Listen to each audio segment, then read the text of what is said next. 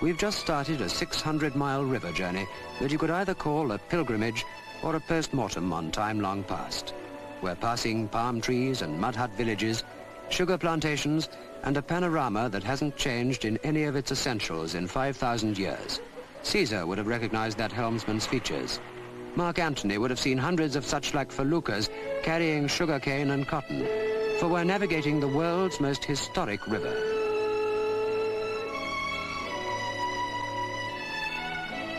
The Nile, with its rich silt and yearly flooding, carved the start of Western culture out of the desert, and the ancient kings who grew rich on the gifts of the Nile, in turn, carved massive memorials out of its rose-tinted stone.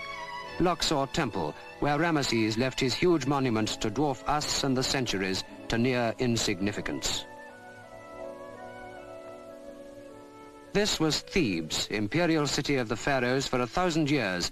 In such great temples, the sun god, Amun-Ra, was worshipped for longer than the whole of our Christian epoch. In fact, you'll find on this journey up the Nile, the sun still has its dedicated devotees. For centuries, tomb robbers scoured the Nile Valley, rifling the sepulchres, and in the Middle Ages, even grinding mummies to a powder that was sold as medicine. And waves of religious fanatics systematically defaced whatever ancient monuments they came across to blot out the idolatry of these pre-Christian beliefs. The wonder is that anything so unspoilt as this temple at Edfu could escape their destructive zeal.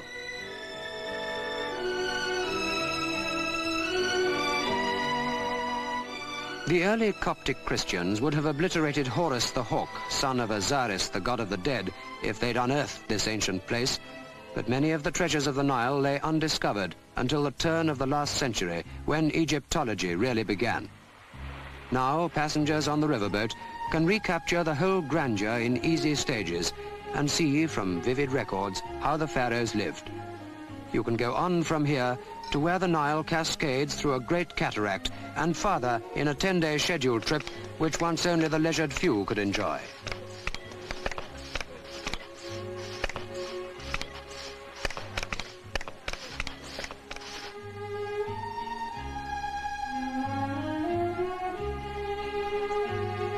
This is the winter scene on the great, wide, winding waterway after the June floods have run riot and the dam sluice gates have been shut to regulate the flow.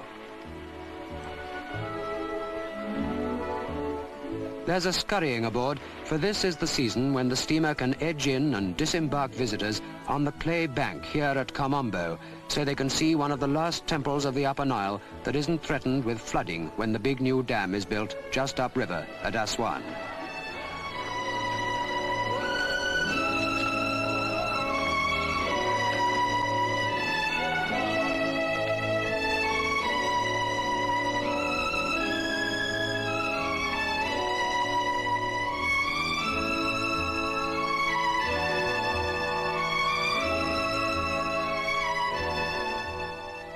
Here you can see carvings and fine friezes which the warrior kings had ordered in their honor. In some places they're colored white from lime, blue from azurite, and red from the iron in the surrounding rocks.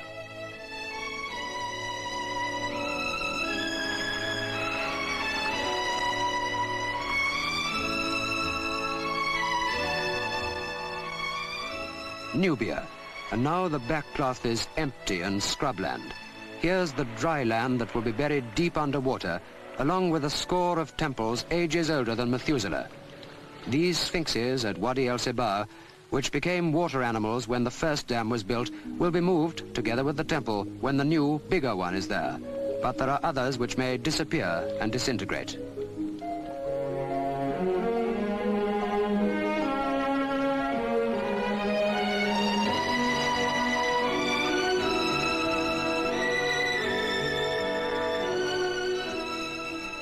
It matters perhaps little that such trim villages will crumble deep below the waterline of the world's biggest man-made lake. The whole of Egypt will prosper from the power and the fertility that the new dam will hold in store. 3 new palm trees will grow for every one that is drowned.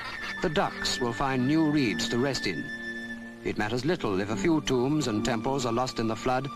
Their hieroglyphics and wall pictures have been read and recorded, and their contribution to history has been made. But there is one threatened place whose loss would leave the world impoverished. You reach it, if you can contrive to do so, at sunrise. Abu Simbel.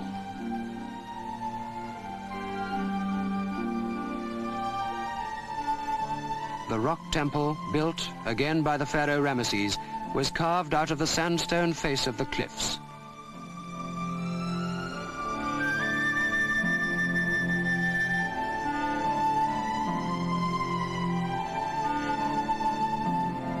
This temple was built so that the rising sun would shine direct into the inner sanctuary of the gods and light the face of the pharaoh Ramesses once a year.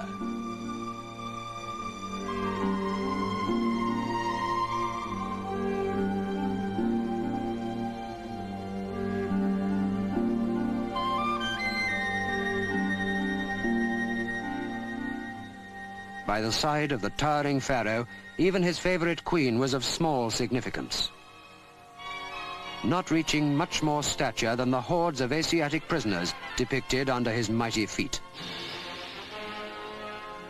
The two Nile gods bind the symbolic plants of Upper and Lower Egypt, united by this proud warrior, the achievement which prompted Ramesses to carve the facade of this temple out of a 250-foot hillside, with those seated figures of him more than 12 times larger than life.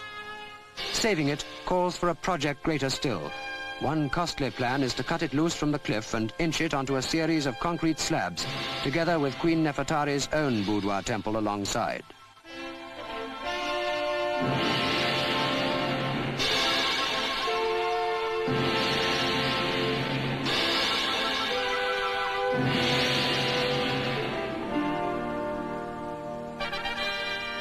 Look at the young queen, and it's hard to realize all this was built as long before Christ as St. Paul's Cathedral was built after him. So fresh and young and modern does this girl queen look. The river of Egypt truly has many hidden secrets. So look now with wonderment at Abu Simbel, lest any hope of saving it is abandoned, and in a few years these treasures too are hidden irrevocably by the waters of the Nile.